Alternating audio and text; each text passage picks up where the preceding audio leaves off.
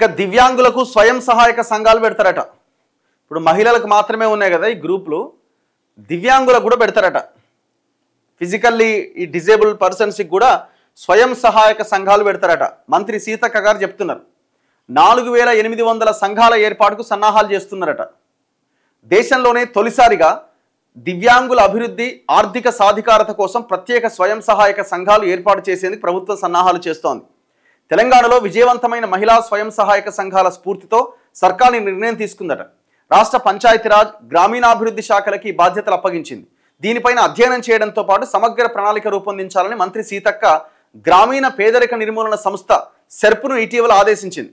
దాంతో గ్రామాల్లోని మహిళా సమాఖ్యల ద్వారా ఇప్పటికే 50,000 మంది దివ్యాంగుల వివరాలు సేకరించింది. ఇందులో మహిళలతో పాటు పురుషులు కూడా ఉన్నారు. ఒక్కో సంఘంలో కనీసం 5-6గురితో 4800 సంఘాల ఏర్పాటుకు సెర్పు సిఫారసు చేసిందట. ఎవరిని పెడతారు దీనికి ఇన్ఛార్జ్? ఆయన విద్యాసాగర్ రెడ్డిని పెట్టండి, ఇది కూడా ముంచి పడేస్తాడు. ఆల్రెడీ మహిళల దీంతో ఆగం చేసిండు కదా, ఇది కూడా ఆయనకే అప్పాయపురి. సొంత కాళ్లపై నిలబడేలా దివ్యాంగుల స్వయం సమృద్ధికి స్వయం సహాయక సంఘాలు ఊతమిస్తాయి.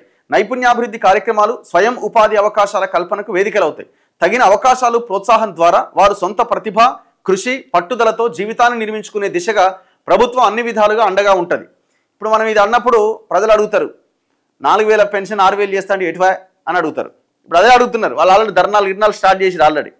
ఇప్పుడు మందకృష్ణ మాదిక్ గారు పెద్ద ఎత్తున దాన్ని మూమెంట్ కిందనే తీసుకెళ్తున్నారు. సీఎం చేతుల మీదుగా దివ్యాంగ మహిళలే అధ్యక్షులుగా ఉండే ఈ సంఘాల ద్వారా సభ్యులకు చిన్న తరహా వ్యాపారాలు, స్వయం ఉపాధి కార్యక్రమాలు, నైపుణ్యాభివృద్ధి, శిక్షణ పొందే అవకాశం కల్పిస్తారు. త్వరలోనే దివ్యాంగుల సంఘాల ఖాతాలో రివాల్వింగ్ ఫండ్ జమ చేస్తారు. బ్యాంకు లింకేజీ సౌకర్యం ద్వారా రుణ సదుపాయాలు, ఆదాయ వృద్ధికి తోడ్పడే ఆర్థిక సహకారం కూడా అందిస్తారు.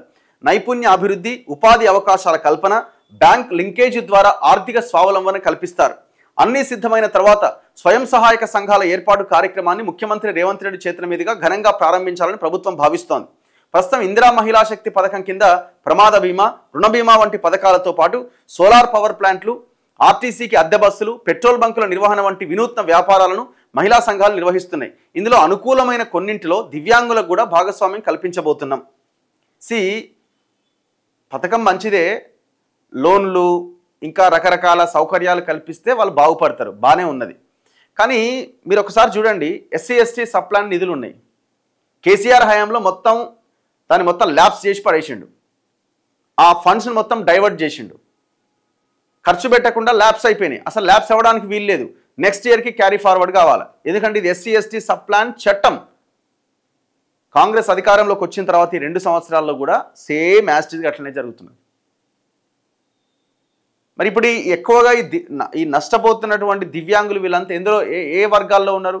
సేమ్ ఈ ఎస్సీ ఎస్టీ బీసీ బలహీన వర్గాల్లోనే వాళ్ళు ఇబ్బందులు పడుతున్నారు. మరి మీరు ఎస్సీ ఎస్టీ కార్పొరేషన్ లోన్లు కానీ, బీసీ లోన్లు కానీ ఒక్క లోన్ ఇవ్వలే ఇంతవరకు. ఆయన ఇవ్వలే, మీరు ఇవ్వలే. మరి ఇవి చేయలేదు, ఇది చేయని మీరు ఇది ఎంతవరకు చేయగలుగుతారు? పెట్రోల్ బంకులు ఇచ్చినాం, అది ఇచ్చినాం, అద్దె బస్సులు ఇచ్చినాం, ఎంతమందికి ఇచ్చినారు? ఎంతమంది బాగుపడుతున్నారు దానివల్ల? ఎస్సీ ఎస్టీ బీసీ కార్పొరేషన్ల లోన్లు ఎందుకు ఇస్తలేరు? ఎందుకు అది పక్కన పడేసినారు? ఎస్సీ ఎస్టీ సబ్ ప్లాన్ నిధులు ఎందుకు మురిగిపోతున్నాయి? అంటే ల్యాబ్స్ చేస్తున్నారు, వేరే వాడికి ఖర్చు పెడుతున్నారు. లెక్కలు ఉన్నాయి మా దగ్గర. అంటే చిత్తశుద్ధితో పనిచేస్తే ఇవన్నింటికి ఒక మంచి రిజల్ట్ ఉంటుంది.